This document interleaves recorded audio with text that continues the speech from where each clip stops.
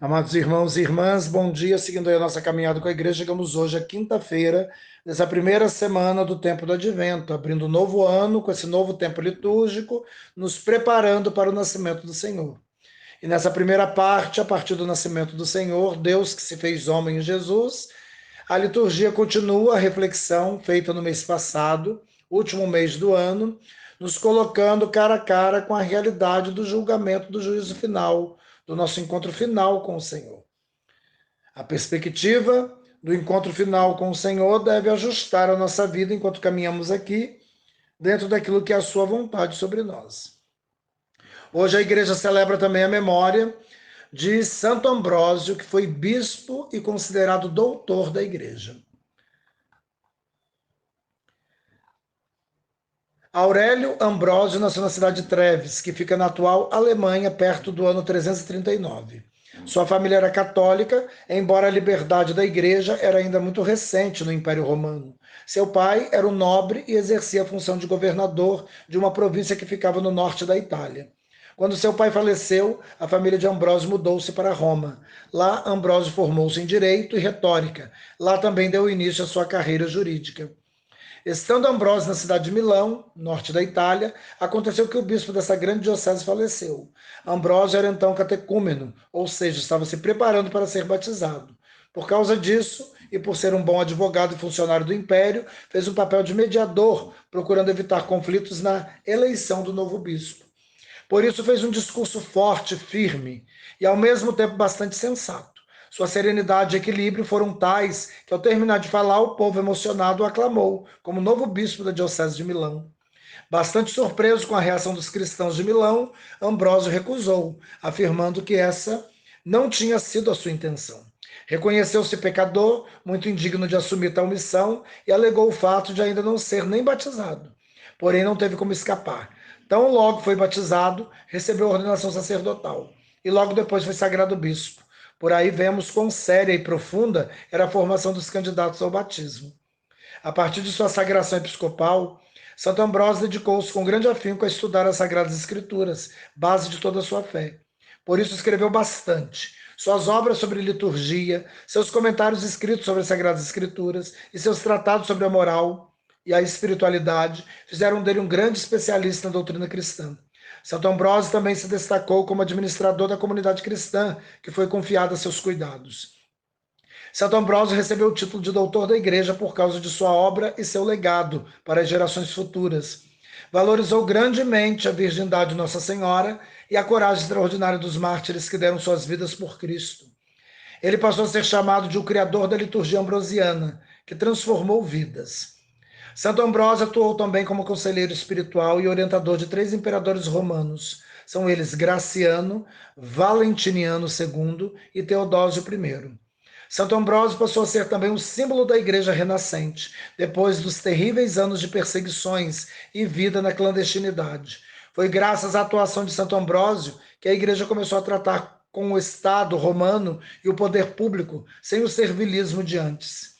E isso aconteceu de tal maneira que Santo Ambrósio chegou a fazer uma repreensão severa ao imperador Teodósio I, por ele ter ordenado massacre contra o povo da Tessalônica, para conter uma revolta.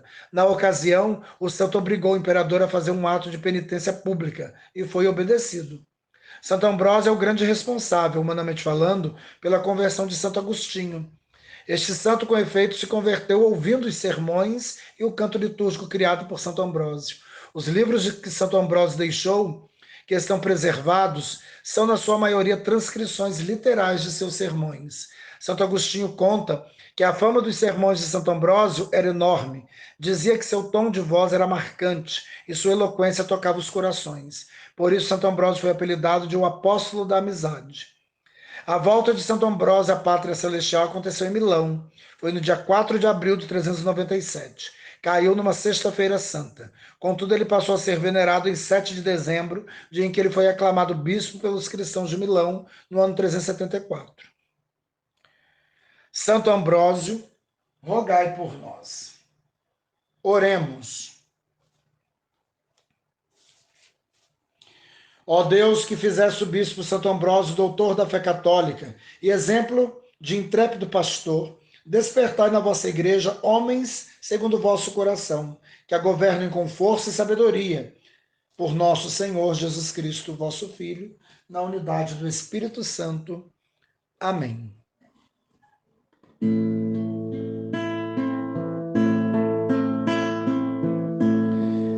Abre as portas, deixa entrar o Rei da Glória.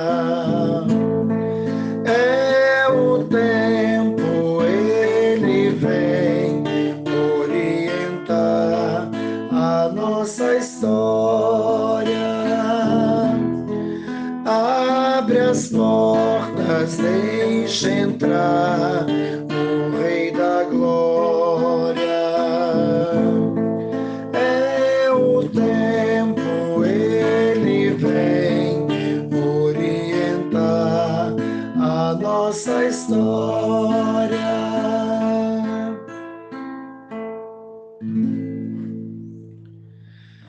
Espírito,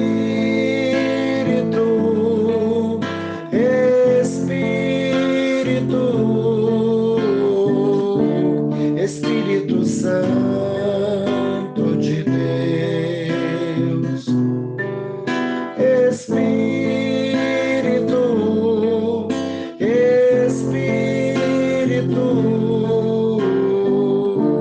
Espírito Santo de Deus, vem consolar todo meu ser, vem dirigir o meu viver, o meu pensar, o meu falar, o meu sentir, o meu agir. Espírito,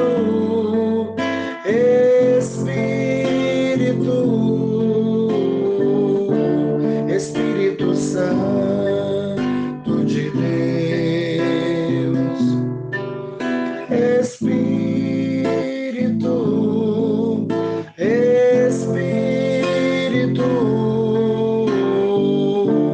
Espírito Santo de Deus.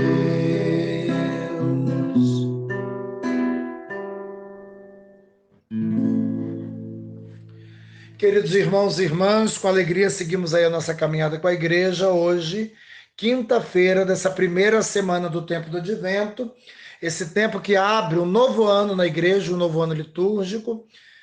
Começa com um novo tempo litúrgico, esse ano, esse tempo do Advento, que é o tempo da expectativa para a chegada do Senhor.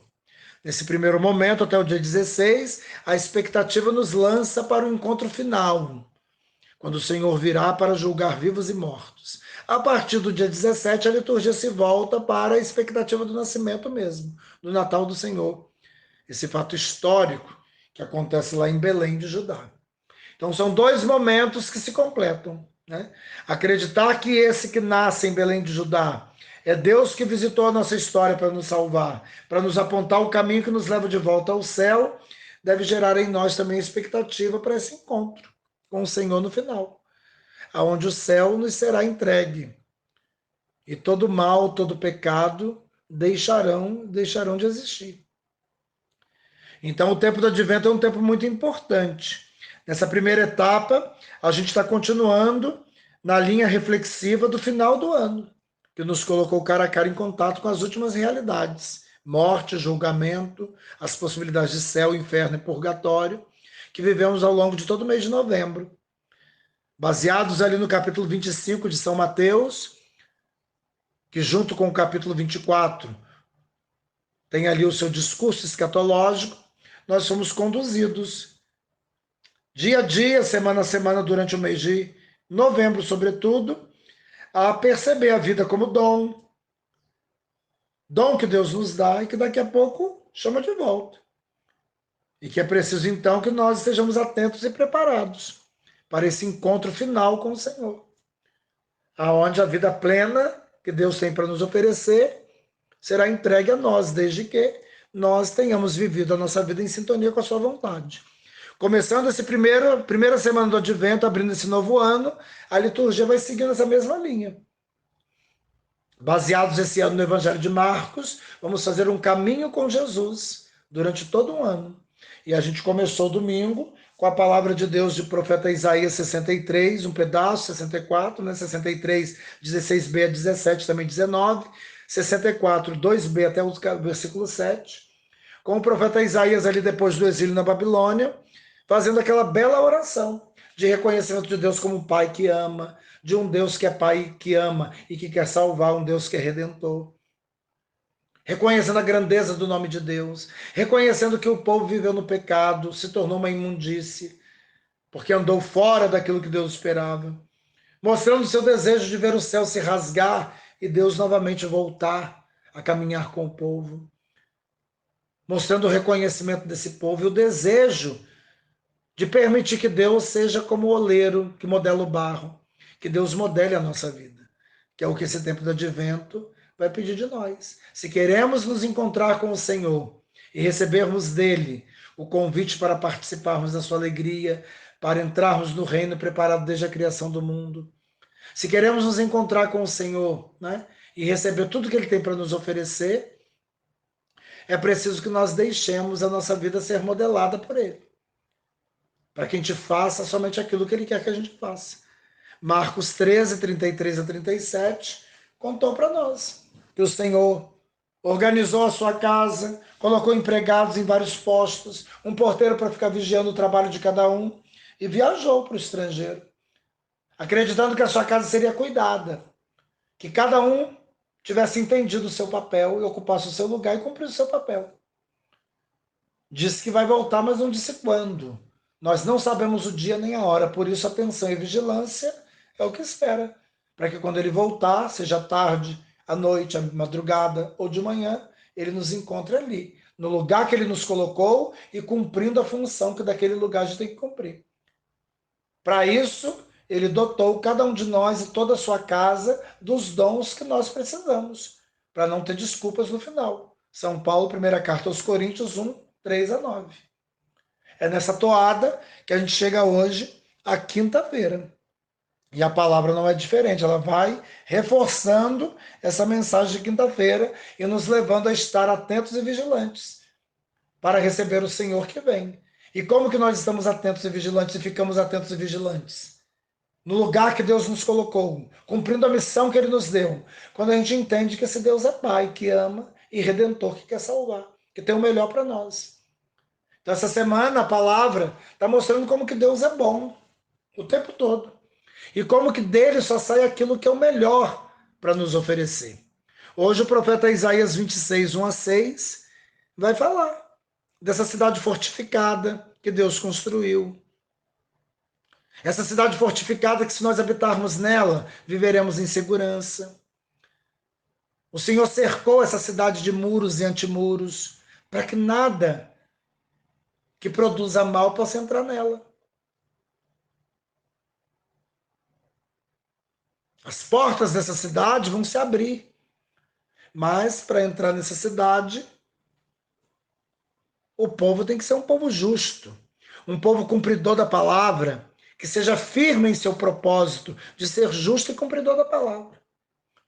Não dá para pisar essa cidade fortificada se eu não participo desse povo justo, de uma justiça que vem de Deus, uma justiça perpassada pelo amor do Pai, que dá a cada um, não o que cada um merece, mas o que cada um precisa para viver como filho. E não dá para eu entrar nessa cidade se a palavra que ele me diz é deixada de lado por mim. Eu tenho que ouvir, acolher, entender e cumprir essa palavra. Ah, não quero cumprir, então não posso estar nessa cidade, né, meu querido? É disso que se trata. Eu tenho que ter firmeza de propósito. Dizer que quero estar com esse Deus e me colocar de fato no lugar que ele pensou para mim, mostrando que eu estou com ele. E continua o profeta Isaías, no versículo 3, né? E tu lhe conservarás a paz, porque confia em ti. Olha aí. Então a gente percebe como que há uma relação, né? uma via de mão dupla entre aquilo que Deus tem para nos oferecer e que chega até nós na medida em que nós aceitamos viver como Ele quer que nós vivamos. Na linguagem de Marcos domingo, se a gente aceita o lugar que Ele pensou para nós e se a gente aceita daquele lugar cumprir aquilo que Ele pensou para nós. E continua o profeta Isaías: esperai no Senhor por todos os tempos. O Senhor é a rocha eterna. Grave isso daqui, a rocha eterna, que vai ligar com o evangelho de hoje. Ele derrubou os que habitam no alto, olha aí. Há de humilhar a cidade orgulhosa. A cidade orgulhosa se sente o próprio Deus, precisa de Deus. Mas o verdadeiro Deus é quem é. Deitando-a por terra, até fazê-la beijar o chão. Derruba os poderosos seus tronos, eleva os humildes. Aonde pisá-la, os pés. Quais pés? Qualquer pé? Não. Os pés dos pobres, as passadas dos humildes. É o tempo do advento. Quer nos fazer pobres, humildes, porque o Senhor só nasce na pobreza de Belém. Só é colocado na manjedoura. Se eu não me tornar manjedoura, o Senhor não será colocado em mim. Se eu não me tornar nada, não fizer pobre, pequeno, se eu não descer do meu pedestal, dá ruim para mim. Salmo que responde essa leitura de Isaías 26, 1 a 6, o Salmo 117. Bendito é aquele que vem vindo em nome do Senhor. E aí um salmo de louvor, de ação de graças, né? Dai graças ao Senhor porque Ele é bom, eterna é a sua misericórdia. Tem sempre o melhor para nós. É melhor buscar refúgio no Senhor do que pôr no ser humano a esperança. É melhor buscar refúgio no Senhor do que contar com os poderosos deste mundo, olha aí, que se acham o próprio Deus. Abri-me vós, abri-me as portas da justiça. Quero entrar para dar graça ao Senhor. Sim, esta é a porta do Senhor, por ela só os justos entrarão. Olha Isaías. Dou-vos graça ao Senhor porque me ouvistes e vos tornastes para mim o Salvador. Ó Senhor, dai-nos a vossa salvação. Ó Senhor, dai-nos também prosperidade. Bendito seja em nome do Senhor aquele que em seus átrios vai entrando. Desta casa do Senhor vos bendizemos, que o Senhor e nosso Deus nos ilumine. Isaías 26, Salmo 117, nos preparam para o evangelho de hoje. Final do Sermão da Montanha. Hoje, capítulo 7, versículos 21, depois de 24 a 27. Sermão da Montanha que ocupa ali o capítulo 5, capítulo 6 e capítulo 7 de São Mateus. Jesus que dá ali nesses capítulos as linhas gerais que depois no evangelho como um todo ele vai desenvolver.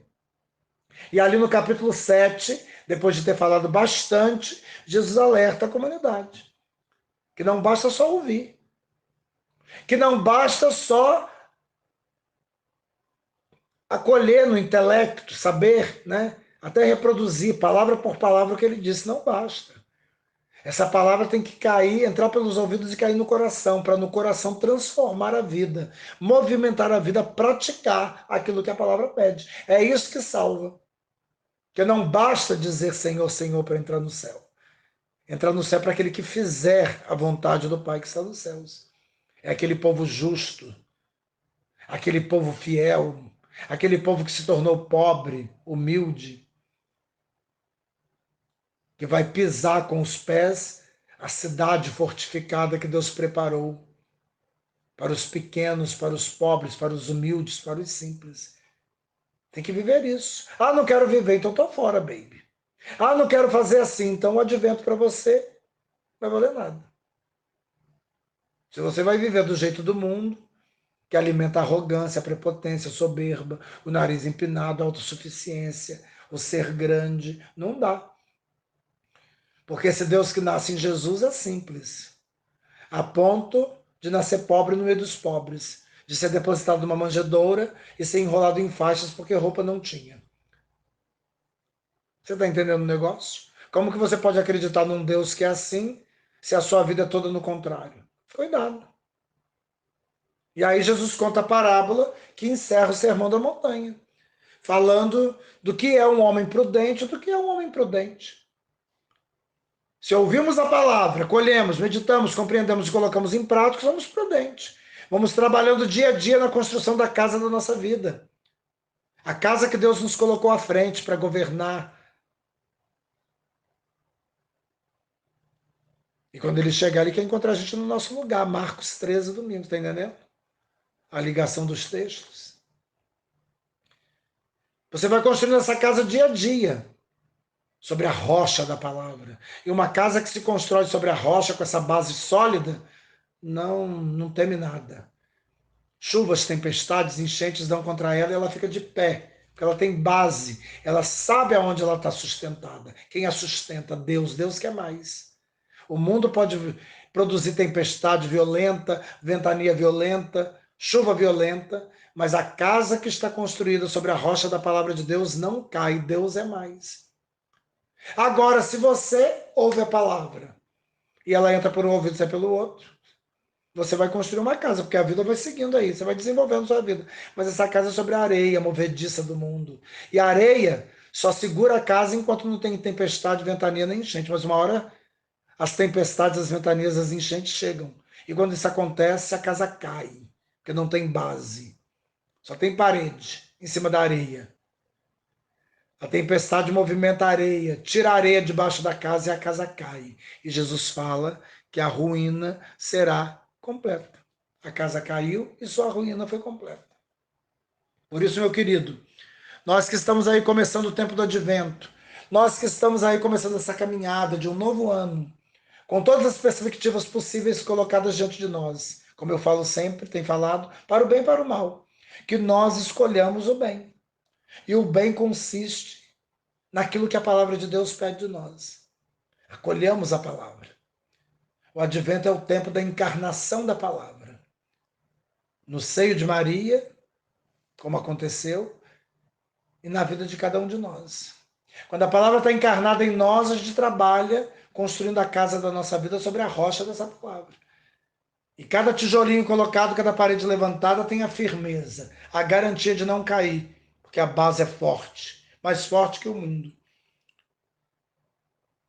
Agora, se eu estou aí vivendo a vida na flauta, deixando a vida me levar, como canta Zeca Pagodinho, Pagodinho, pode ser que uma hora a enchente chegue, o vento sopre com força, a chuva caia mais violenta, e aí a minha casa vai cair, e a ruína será completa. Pensemos a Deus que nos ajude, e que ouvindo a sua palavra, nós acolhamos essa palavra, cada vez com mais força, e sejamos no mundo sinais da sua presença, apesar das dificuldades que no dia a dia cada um de nós, né, tem de enfrentar para viver a vontade de Deus aqui, já aqui e agora. Que Deus nos ajude, assim seja.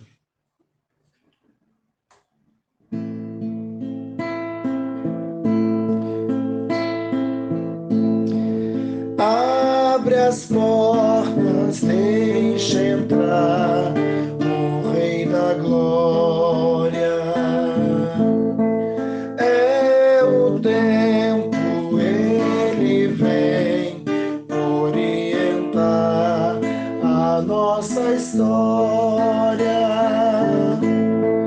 Abre as portas, deixa entrar o Rei da Glória. É o tempo, ele vem orientar a nossa história.